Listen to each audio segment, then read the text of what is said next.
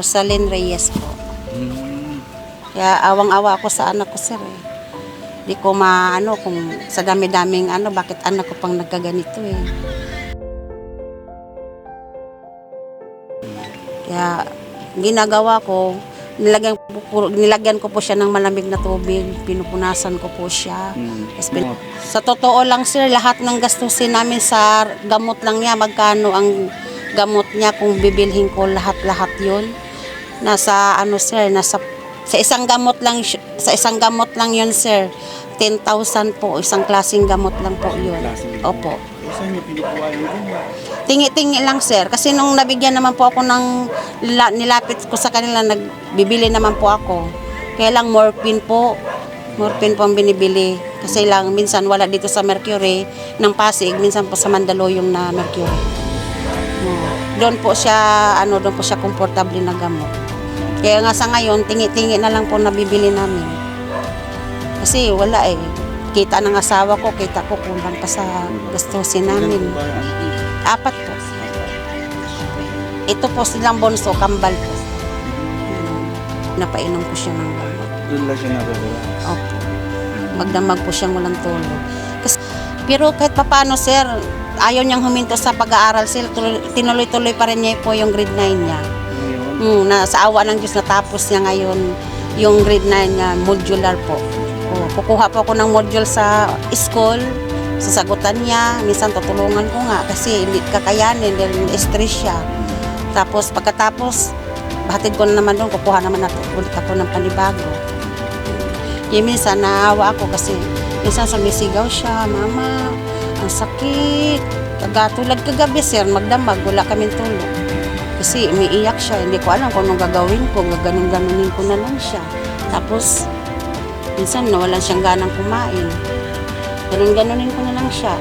Buti nga ngayon, sa awa ng Diyos, nakainom siya ng gamot, hindi sumasakit maghapon.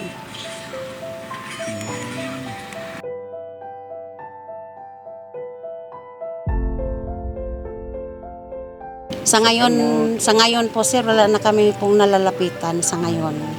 Mula po nung March.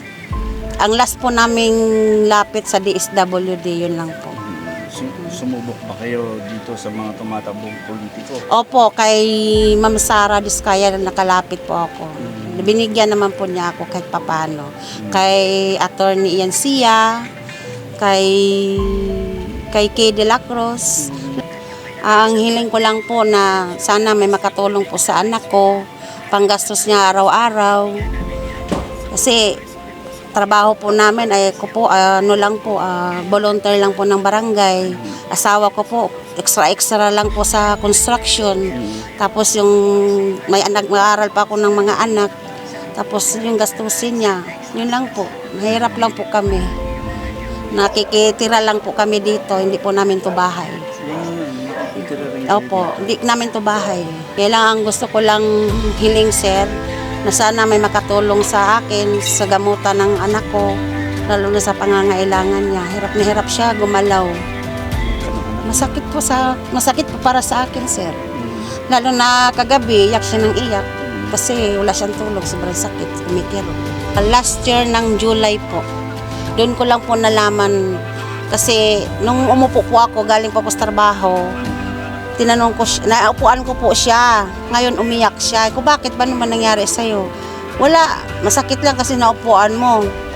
Ba't ka umiyak? Wala. Nung natulog po siya, tinignan ko, medyo malaki.